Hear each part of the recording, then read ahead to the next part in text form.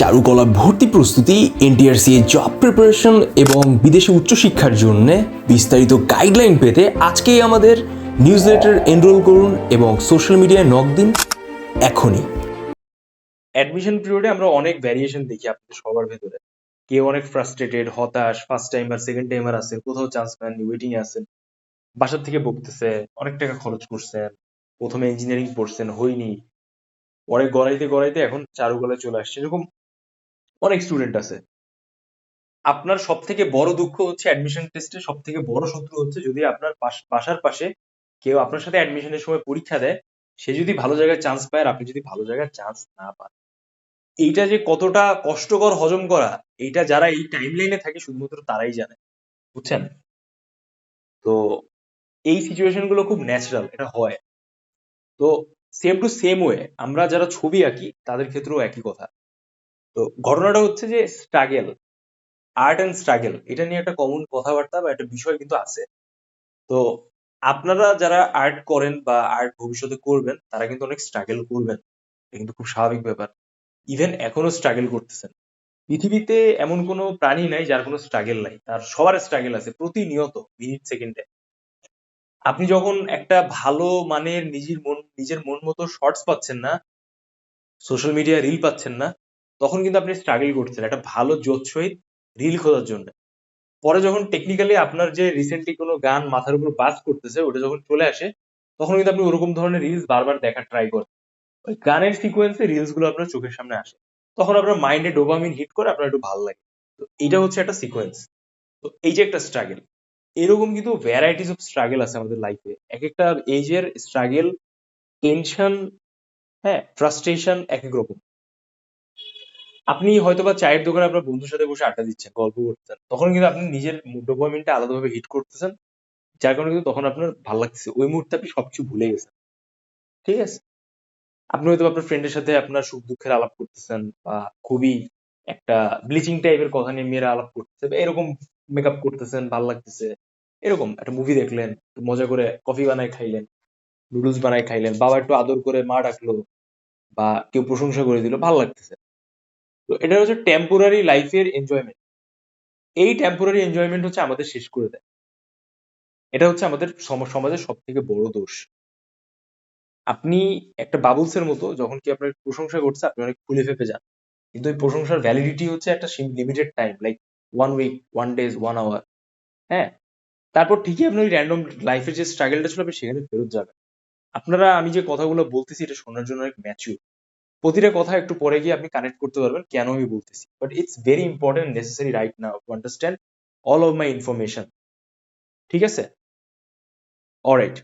So art and স্ট্রাগলে যে গল্পটা হচ্ছে যে একটা আর্টিস্টদের বলা হয় যে তারা ভালো ইনকাম করে না বা তাদের ভালো টাকা নাই, এই যে একটা কথা, বা আর্ট ইন্ডাস্ট্রিতে পড়লে তাদের হয়তো বা ভালো সিচুয়েশন থাকে না, এরকম অনেক কথাবার্তা খুব কমনলি আমাদের সমাজে অক্সিজেনের মতো প্রবাহিত হয়। ঘটনা কি আসলেই তাই? না, ঘটনা আসলে ওরকম না। আপনি যদি একটু আর্টিস্ট্রি ঘাটেন, বা আপনারা যারা চারুকলা পড়ছেন তারা হয়তো বা দেখছেন যে রেনেসাঁ পিরিয়ডের আর্টিস্টরা হচ্ছে অনেক ছবি আঁকছে, বাট তারা যে ক্রিয়েশন গুলা করছে তারা কিন্তু একদম top notch god level creation করছে। তো ঘটনা হচ্ছে তাদের কি লাইফে স্ট্রাগল ছিল না? আপনার যে লিওনার্দো দা ভিঞ্চির কথা সবাই জানেন, লিওনার্দো দা ভিঞ্চির বাবার খবর খুঁজে পাওয়া যায়নি জীবনে। ধরা হয় যে লিওনার্দো দা ভিঞ্চি হচ্ছে তার বাবার, ওই যে বলা জারজ সন্তান, তো ভিঞ্চি হচ্ছে সেই জারজ সন্তান, বুঝছেন? এখন বাকিটা বুঝেন। এখন সে এত বড় ক্রিয়েটিভ মানুষ হয়ে গেছে সারা ওয়ার্ল্ডে, তার লাইফে কোনো স্ট্রাগল ছিল না? অবশ্যই তার লাইফে স্ট্রাগল ছিল। চিন্তা করেন যে সে ছোটবেলা থেকে যখন আপনাদের স্টেজে আসছে সে কত স্ট্রাগল করছে। আমাদের জয়নুল আবেদিন স্যার পাকিস্তান পিরিয়ডে যখন ছবি আঁকায়, আর্ট ইনস্টিটিউট এস্টাবলিশ করে, তখন কিন্তু এত ইন্টারনেট ছিল না, ইনস্টাগ্রাম ছিল না, ছবি দিলাম পোস্ট হইলো ভাইরাল হয়ে গেল, পরে ব্র্যান্ড ট্যান্ড তাদের প্রমোট করছে, হাবিজাবি ব্যাপার।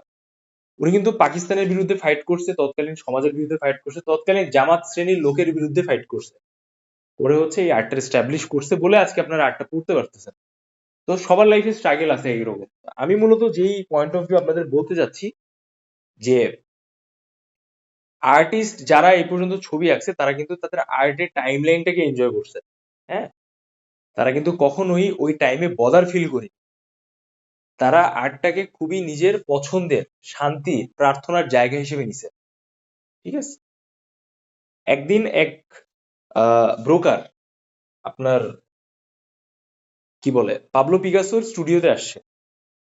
তা সে খুব দেখতেছে যে মনোযোগ দিয়ে পাবলো পিকাসোর ছবি আঁকতেছে, কিন্তু পাবলো পিকাসোর পায়ে কোনো স্যান্ডেল নাই। ঠিক আছে? বা অন্য কোনো ইয়ে নাই। তো উনি বলতেছে যে পাবলো পিকাসোর যে আহ, আপ- শিল্পী মশাই, আপনি তো খালি পায়ে ছবি আঁকতেছেন, মডেল কিন্তু বসে আছে, মডেলের মতো বসে আছে আর সে তার মতো ছবি এঁকে যাচ্ছে। তো প্রথমে সে অনেক সময় ধরে তাকে অবজার্ভ করছে হোয়াট ইজ হ্যাপেনিং এক্স্যাক্টলি। কারণ পাবলো পিকাসোর মাইন্ড হইতেছে এমন একটা মাইন্ড ছিল যে মানুষ তার সাথে মিশতে, কথা বলতে অনেক আগ্রহ প্রকাশ করতো। সো দ্যাটস ওয়াই আমরা তাদের মানে তার পিছনে গিয়ে বসে থাকা বা দেখতো যে কি করতেছে আসলে এই লোকটা, কিভাবে কি করতেছে, how could that even be possible, যে এই বালসালাইকে লোকটা হচ্ছে কোটি কোটি টাকা কামায় ফেলছে, মিলিনিয়ার বিলিনিয়ার হয়ে গেছে ওই টাইমে। বুঝলেন, সেকেন্ড ওয়ার্ল্ড ওয়ারের আগের ঘটনা। তো কিভাবে সম্ভব? তো অনেকে এরকম এসে দেখার চেষ্টা করতো, অনেক আর্টিস্ট, কো আর্টিস্টরা আসতো, বিভিন্ন ধরনের অ্যাপ্রেন্টিস আর্টিস্টরা আসতো, অনেক ব্যাপার স্যাপার ছিল। তো এরকম আসছে হচ্ছে, দেখতেছে, সাডেনলি একটু হালকা ব্রেক নেওয়ার ট্রাই করছে। তার খুব মানে একটা জিনিস নিয়ে অবাক লাগছে যে কেন পাবলিক পিকাসো খালি পায়ে এরকম ছবি আঁকাচ্ছে।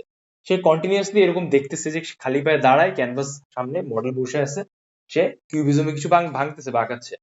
তো ওই দিন ইভিনিং এ সে তাকে জিজ্ঞেস করছে যে করতেছে যে আমি খুব নোটিস করছি, তো আপনি খালি পায়ে কেন ছবি আঁকাইতেছেন, বা এরকম খালি পায়ে বসে কেন সবসময় আপনি ছবি আঁকান। তো ওই যে মানুষের টেস্ট মুড এক এক সময় একরকম হয় না। আমরা এখন কি বলি দেখেন, কত রকমের রিলেশনশিপ বের হইছে, লাইক ট্যাপ ট্যাপ আউট করা, তারপর হচ্ছে গোস্টিং করা, তারপর হচ্ছে কি বলে কি লাইটনিং নাকি বহুত কিছুই আছে। আপনাদের তো বর্তমান আলফা জেনের অনেক ভাষা আছে, ইন্টারনেটের ভাষা, আমরা যতটুকু জানি আর কি দুটোই বলতেছি। তো দেখেন রিলেশনশিপের কত ভন্ডামি আছে। সামনে তো আবার 12 না 14 ফেব্রুয়ারি, তো এটা নিয়ে আমরা এটা বলতেই পারি। তো এটা হওয়ার কারণ হচ্ছে যে kind of like same similar মানুষ যারা হইতেছে এই সিচুয়েশন গুলোতে তাদের মুডটাকে চেঞ্জ করে, ইন দ্য সেম ওয়ে আর্টিস্টরা ওটাই করে। তো পাবলো পিকাসোর উত্তরটা ছিল ওই বায়ারের প্রতি যে দেখেন, আমি ছবি আঁকি এইভাবে কারণ আমি হইতেছে এটা মুসলিমদের যেই নামাজ পড়ার যে টেকনিকটা আছে আমি ওইটা থেকে অনেক ইন্সপায়ার হয়েছি। তো মুসলিমরা কি করে, সবার আগে তুমি বাইরের স্যান্ডেলটা খুলে রেখে আসো, তুমি খালি পায়ে আসো তোমার সৃষ্টিকর্তার সামনে, তুমি কোন রকম কোনো আরামায়েশি রাখবা না, একদম সাদা জামা কাপড়, একদম বেসিক জামা কাপড়, এইভাবে আসো তুমি, দেন তুমি আল্লাহর সিজদা করো। তো এই যে একটা আনসিন সিচুয়েশন আছে, এই যে একটা মানে ব্ল্যাঙ্ক সিচুয়েশনটা আছে, লাইক খালি বোতলে আপনি হচ্ছে পানি দিয়ে লোড করতেছেন খালি গ্লাসে, যখন আপনি মসজিদে ওই নিয়ম মাফিক ভাবে যাচ্ছেন তখন কিন্তু আপনি সরাসরি কি করতেছেন, আপনার কিন্তু নামাজটার মাধ্যমে আপনি নিজেকে পিউরিফাই করতেছেন, ফিল্টারিং করা বলে না, এইভাবে আর কি। তো উনি ওটাই বলতেছে যে আমি দেখছি যে আমি যখন এভাবে ছবি আঁকি আমার কনসেন্ট্রেশনটা আরো নেক্সট লেভেলে থাকে। তো সৃষ্টিকর্তা রে মুসলিমরা যেরকম ভাবে ইয়ে করে, মানে সেজদা দেয়, আমার কাছেও হচ্ছে আর্টটা কিছুটা এরকমই। যার কারণে হচ্ছে আমি এভাবে এভাবে হচ্ছে জিনিসটা ইয়ে করি। আর্টিস্ট পাবলো পিকাসোর উপরে একটা ওয়েব সিরিজ বলা যায় না, ওয়েব সিরিজই তো, 10টা না 12টা এপিসোডের এরকম একটা আছে। যদি কখনো সুযোগ হয় আপনারা এটা দেখবেন, ওনার টোটাল লাইফ স্কেচ নিয়ে এটা খুব সুন্দর করে তুলে ধরছে। উনি 17 বছর থেকে যেভাবে ছবি আঁকছে, উনি 17 বছর বয়সে বিভিন্ন জায়গায় যাইতো, হ্যাঁ, বিভিন্ন ধরনের যে মানে বুঝতেছেন তো যে রেনেসান আর্টিস্টদের মতো ছবি আঁকতেছে, পেইন্টিং করতেছে, তার বাপ পেইন্টিং করতো, তার কিভাবে ভালো ফ্রেন্ড মারা যায়, তার বোন মারা যায় অসুস্থ হয়ে, এরকম বহুত কাহিনী আছে। সে কিভাবে ব্লু পিরিয়ড আঁকে, ব্ল্যাক পিরিয়ড আঁকে, এরকম অনেক ভ্যারাইটিস আছে। তো এগুলো আপনি যখন দেখবেন তখন এটা আরো এনজয় হবে, এটা আরো পরের সাবজেক্ট। বাট আমি মূলত যেটা বলতে চাচ্ছি যে আর্টিস্টরা মূলত যখন ছবি আঁকে তখন তারা ওই টাইমটাকে এনজয় করে, they are not struggling through that time. ঠিক আছে? কারণ তারা ওটাই মনে করে যে ওই টাইমটাই হচ্ছে একান্ত তাদের তাদের ক্রিয়েশন করার। তারা নিজেদের লাইফের যত জিনিসপত্র আছে, যত স্ট্রাগল আছে সবগুলোকে তখন ভুলে যায়। তখন তারা হইতেছে ওইভাবে নিজেকে কি করে, প্রেইজ করে, this is mine, this is us. ঠিক আছে? তো এইভাবে হচ্ছে একটা আরেকটা জন্ম হয়, আরেকটা নতুন স্টেজে, নতুন ধাপে। তো এইটা আমাদের একটা ভুল কনসেপ্ট, আমরা যেটা মনে করি যে আর্টিস্ট বা আর্ট মানে হইতেছে স্ট্রাগল। কেউ তো আর্ট কিনে না, পয়েন্ট নাম্বার 1। পয়েন্ট নাম্বার 2 হচ্ছে যে আর্টিস্টরা মূলত হতাশা থেকে ছবিটা আঁকে, বা আর্টিস্টরা হচ্ছে মূলত তাদের দুঃখ কষ্ট থেকে ছবিটা আঁকে, ব্যাপারটা এরকম না। আর্টিস্টরা দুঃখ কষ্ট ফিল করে ওই মানুষটার, যার কারণে সে ওই জিনিসটাই তার ইমেজটা তুলে ধরতেছে ক্যানভাসে বা স্কালচারে ভিন্ন স্টাইলে। কিন্তু এর মানে এইটা না যে আর্টিস্ট সবসময় স্ট্রাগল করছে। সে যখন ছবিটা আঁকে, ভাস্কর্যটা বানায়, সে তখন আনন্দ পায়, সে তখন পরিতৃপ্তি পায়, সে তার নিজের ফুল ফ্লেজিড মাইন্ডসেটটাকে একদম নেক্সট লেভেলে নিয়ে যায়। এই জন্য হয়তো আপনি দেখবেন যে প্রায় 60 থেকে 65% আর্টিস্টরাই হচ্ছে অনেক ভালো স্কেলে বাঁচছে, বা তাদের লাইফে ওই শান শৌকত আরাম আয়েশটা ছিল। ঠিক আছে, কিন্তু এর মানে এটা না যে আর্টিস্ট হইলেই মানে হচ্ছে আপনি কোটি টাকার মালিক হবেন, আপনি হচ্ছে জরাজীর্ণ জীবন, এরকম না ব্যাপারটা। It's not going through like this. আপনি যদি একটা আর্ট ওয়ার্ক করেন, আপনি যদি একটা প্রেইজই না কেউ করলো আপনার আর্ট ওয়ার্কটা, তাহলে আপনি আলটিমেটলি কিভাবে দাবি করেন যে আপনি একজন আর্টিস্ট? এর মানে ওইটা হচ্ছে ওটা ফেক আর্ট, আপনি হচ্ছে মানুষ পর্যন্ত পৌঁছাইতে পারেননি। It's all about the reality. ঠিক আছে, এটা হচ্ছে ফ্যাক্ট। কিন্তু আপনি যারা যদি দেখেন যে ভিনসেন্ট ভ্যান গগ মারা গেছে খুব আর্লি এজে, কিন্তু ভিনসেন্ট ভ্যান গগের আর্ট ওয়ার্ক তো বাস করছে, তাই না? হয়তোবা তার টাইম লাইনে করিনি বা মানুষ হয়তোবা বুঝিনি। তো এরকম সিচুয়েশন যাদের ক্ষেত্রে হয়, তারা হইতেছে তাদের সময় থেকে অনেক আপগ্রেড টাইম লাইনের জন্য ছবিটা তৈরি করে, ক্রিয়েট করে। বুঝছেন?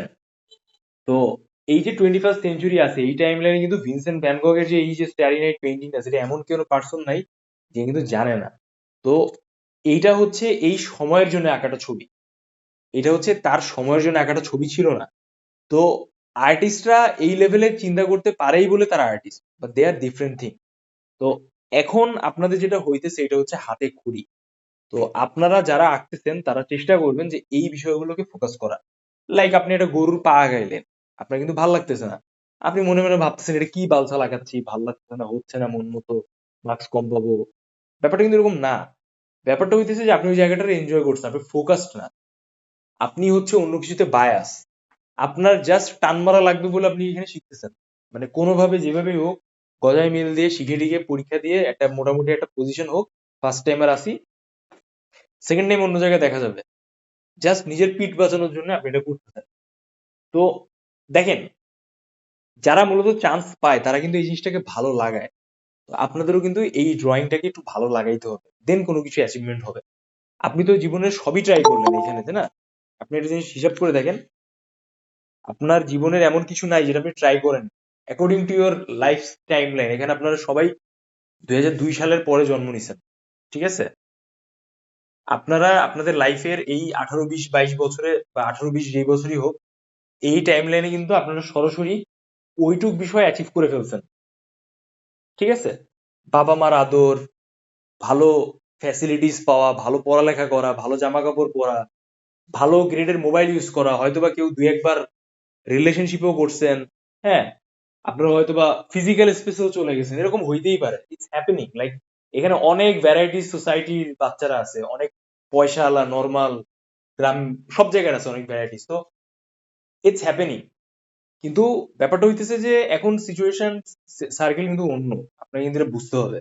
ফর দ্যাট রিজন এখন আপনি যে যতটুকু ভালোভাবে এটাকে অ্যাডপ্ট করবেন, আপনি তত ভালোভাবে সামনের দিকে এগিয়ে যেতে পারবেন। সো এটাই হইতেছে আর্ট এন্ড স্ট্রাগল, বা আর্টিস্ট আর স্ট্রাগল জিনিসটা এরকম। ঠিক আছে, হ্যাঁ ভূমিকম্প মেবি হইছে, বাট ইটস ওকে।